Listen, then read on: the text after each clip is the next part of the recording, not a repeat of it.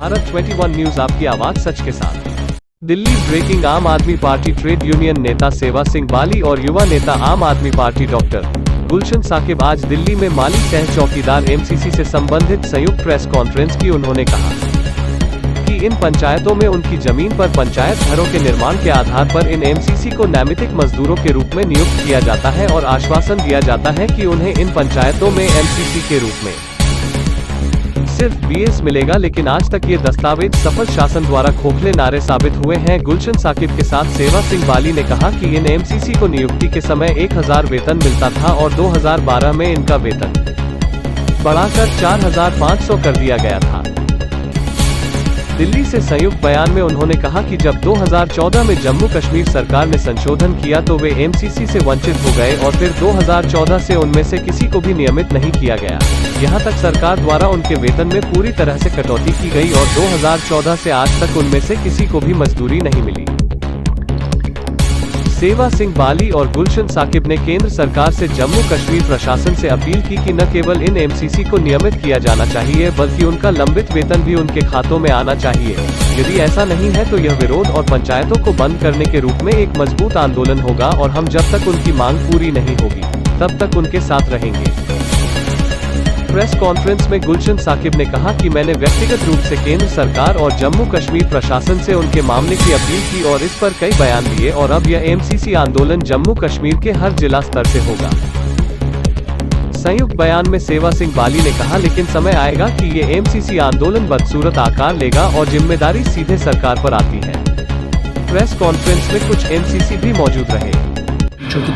वाले जी, आज देखा गया कि कश्मीर के कई ऐसे मुद्दे हैं जो उठाए जाते हैं, लगातार कोई नया नया मुद्दा उठता है, तो इस बार कौन किन मुद्दों पर आवाज उठाई जा रही है? जम्मू कश्मीर के अंदर हर तरीके से वहाँ के यूथ के साथ ये गवर्नमेंट ने खुद आर्डर्स किए हैं, एसआरओ बनाए हैं, उसको भी इम्प्लीमेंट करने के लिए तमाम जम्मू कश्मीर के यूथ को सड़कों पर भेजा जा रहा है। जो हमारे जम्मू कश्मीर के ये जो लैंड डोनर्स हैं, गवर्नमेंट ने एक आदेश किया था, जारी किया था कि जो भी ज़मीन देगा पंचायत के लिए, एजुकेशन के लिए, जहाँ भी, उनको हम सरकारी नौकरी प्रोवाइड करेंगे उनकी एमसीसी में,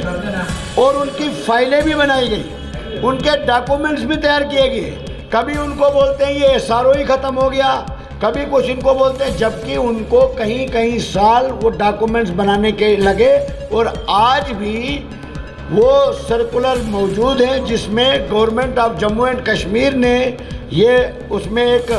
वादा किया है, एक आर्डर इशू किया है कि जो भी सरकारी इदारे के लिए अपनी लैंड डोनेट करेगा उसको गवर्नमेंट की तरफ से गवर्नमेंट जॉब प्रोवाइड किया जाएगा। आज वो लोग भी सड़कों पर हैं। हमने पहले से भी, हमारे जो वहाँ के सीनियर लीडर हैं डॉक्टर साकिब जी, इन्होंने उन लोगों के साथ सपोर्ट में कई बार प्रोटेस्ट भी किया है और आज के बाद हमने आज दिल्ली से हम ये कहना चाहते हैं, देश के प्रधानमंत्री साहब तक ये बात पहुँचाना चाहते हैं कि और जम्मू कश्मीर के मुद्दों के ऊपर